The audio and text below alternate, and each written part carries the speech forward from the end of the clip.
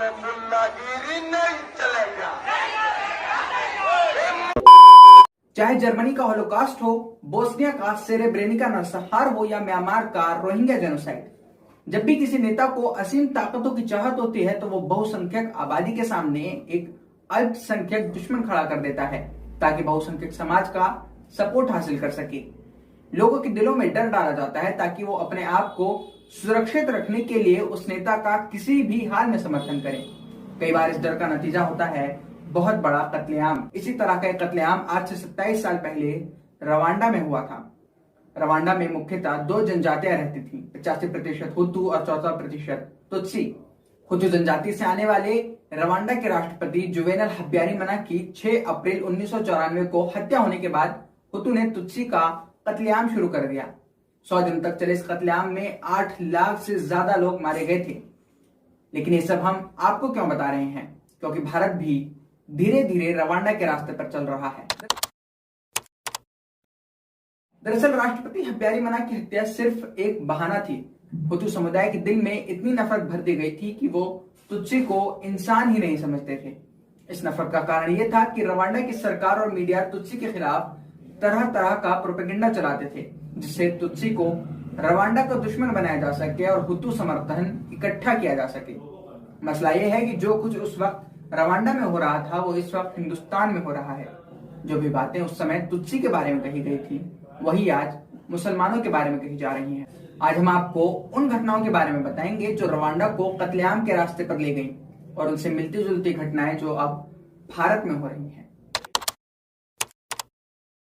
शुरुआत करते हैं 1990 से। रवांडा में हुतू सरकार ने सत्ता पर अपनी पकड़ बनाए रखने के लिए विचारधारा का इस्तेमाल किया। हुतू राजनेताओं ने तुत्सी जनजाति को डिह्यूमनाइज करना शुरू कर दिया। वो सिर्फ ये संदेश देते थे कि तुत्सी समुदाय का हर व्यक्ति हुतू समुदाय का दुश्मन है, जिसे खत्म करना उनकी जिम्मेदारी है। हैरानी की बात यह है कि ऐसा ही संदेश आज भारत में दिया जा रहा है। हुतू राजनेताओं का कहना था कि तुत्सी बाहरी लोग हैं, ये रवांडा के मूल निवासी नहीं, लिहाजा इन्हें रवांडा में रहने का कोई हक नहीं है। दूसरी तरफ भारत में हिंदुत्व विचारधारा की नींव ही इस मुद्दे पर रखी गई है कि मुसलमान हिंदुस्तान के नहीं बल्कि बाहर से आए हुए लोग हैं, इसलिए इन्हें हिंदुस्तान से बाहर निकाला जाना चाहिए। पिछले कुछ सालों में ये एजेंडा भी जोर शोर से चला गया है कि मुसलमानों का ताल्लुक पाकिस्तान से है। साल 2018 में भाजपा नेता विनय कटियार का बयान भी था कि हिंदुस्तानी मुसलमानों को पाकिस्तान चले जाना चाहिए। इसके बाद कई भड़काऊ भाषणों और नारों में भी ये बात कही गई। हिंदू का है हिंदुस्तान, मुल्लो जाओ पाकिस्तान। दूसरा भ्रम जो तुत्सी समुदाय के बारे में फैलाया जाता था वो ये था कि तुत्सी हुतू औरतों को अपने जाल में फंसाकर उनसे शादी कर रहे हैं। इसके बरक्स हिंदुस्तान में जो ख्याल आम जनता तक पहुंचाया जा रहा है वो है लव जिहाद। लव जिहाद के नाम पर लोगों को बताया जा रहा है कि मुस्लिम मर्द हिंदू महिलाओं से शादी कर उनका धर्म परिवर्तन कर रहे हैं। हालांकि नेशनल कमीशन फॉर वुमेन के पास लव जिहाद के कोई आंकड़े नहीं हैं। यहां तक कि लोकसभा में दी गई स्टेटमेंट के अनुसार केंद्र सरकार के पास भी लव जिहाद की कोई सटीक परिभाषा नहीं है। कत्लेआम से पहले तुत्सी समुदाय की तुलना कीड़े मकोड़ों से भी की गई थी। साल 1992 में हुतू राजनेता लियोन मुगेसेरा ने तुत्सी समुदाय की तुलना कॉकरोच से करते हुए कहा था कि तुत्सी कॉकरोच हैं जिन्हें तबाह कर देना चाहिए। साल 2018 में राजस्थान और दिल्ली की चुनावी रैलियों में अमित शाह ने बांग्लादेशी प्रवासियों की तुलना दीमक से की थी। किसी भी समुदाय की तुलना कीड़े मकोड़ों से तब की जाती है जब आप उसे डिह्यूमनाइज करना चाहते हैं। साल 2016 में मुगेसेरा को रवांडा में उम्र कैद की सजा हो गई थी। लोगों के दिलों में डर डालने के लिए हुतू राजनेताओं ने लोगों को यह भी बताया था कि तुत्सी हमको कत्ल करके हमारे देश पर कब्जा करना चाहते हैं, यानी हुतू खतरे में है। इसके मुकाबले में भारतीय हिंदुओं को बताया जा रहा है कि हिंदू खतरे में है। लगातार यह भ्रम फैलाया जाता है कि भारत में मुस्लिम आबादी बहुत तेजी से बढ़ रही है और कुछ ही सालों में भारत मुस्लिम देश बन जाएगा। हालांकि यह दावा झूठा है। जनगणना के अनुसार 2001 से 2011 के बीच मुस्लिम आबादी की वृद्धि दर में 5% की गिरावट आई है, जबकि हिंदू आबादी की वृद्धि दर में सिर्फ 3% की गिरावट आई है। जब रवांडा में नफरत बढ़ने लगी तो यह सब आम लोगों की जिंदगियों का हिस्सा बनने लगा। दिसंबर 1990 के अंत में वाइस रेक्टर और राष्ट्रीय विश्वविद्यालय के एक प्रोफेसर ने प्रस्ताव दिया कि सभी हुतू मर्दों को देश के भीतर सुरक्षा के लिए आत्मरक्षा बल के रूप में लड़ने के लिए तैयार रहना चाहिए। अगर सेना बॉर्डर पे मसरूफ रही तो लोगों को अपनी हिफाजत करनी आनी चाहिए। यहाँ घर के अंदर का दुश्मन तुत्सी को कहा जाता था। इसी तरह हैदराबाद में भाजपा एमएलए टी राजा समेत कई नेताओं ने बयान दिया है कि हिंदुओं को सेल्फ डिफेंस के लिए हथियार रखने चाहिए, वरना हिंदू राष्ट्र का सपना पूरा नहीं होगा। बजरंग दल समेत कई संगठनों ने देश भर में ऐसे कैंप्स भी बनाए हैं जहां हिंदुओं को सेल्फ डिफेंस की ट्रेनिंग दी जाती है। अब बात करते हैं रवांडा के मीडिया की। नफरती नेताओं के साथ मीडिया ने भी इस कत्लेआम में अपना किरदार बखूबी निभाया।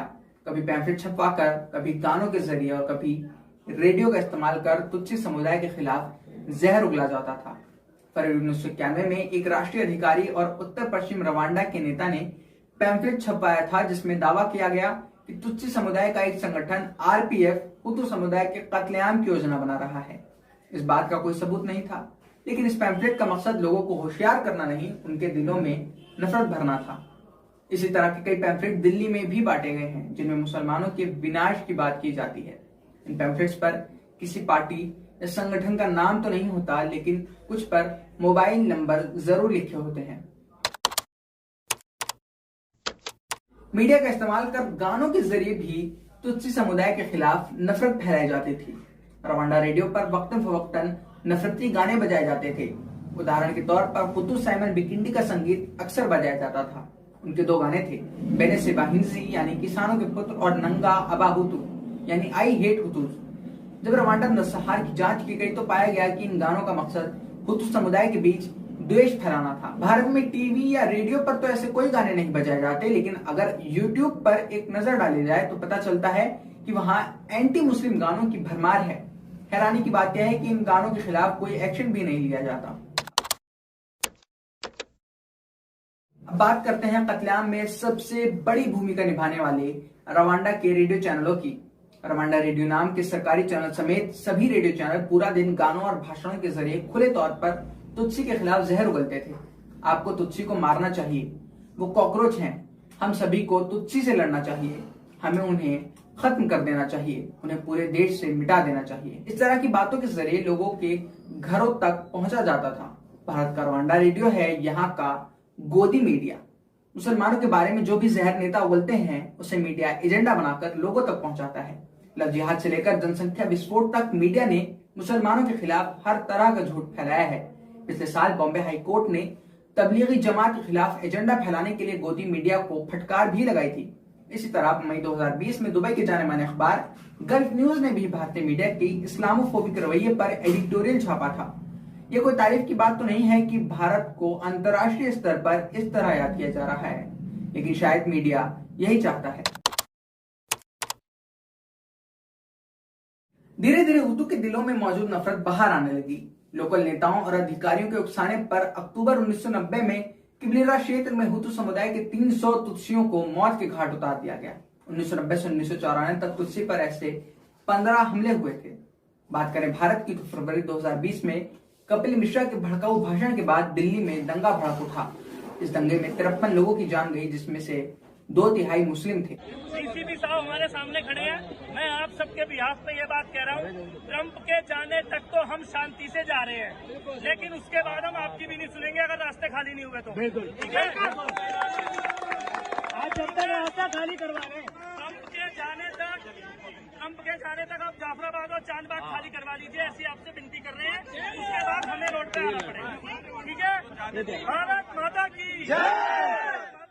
ये सब घटनाएं मिलकर रवांडा को कत्लेआम के रास्ते पर ले गई। भारत का भविष्य क्या होगा पता नहीं, लेकिन क्या यह कहना गलत होगा कि भारत रवांडा के रास्ते पर बहुत आगे निकल चुका है?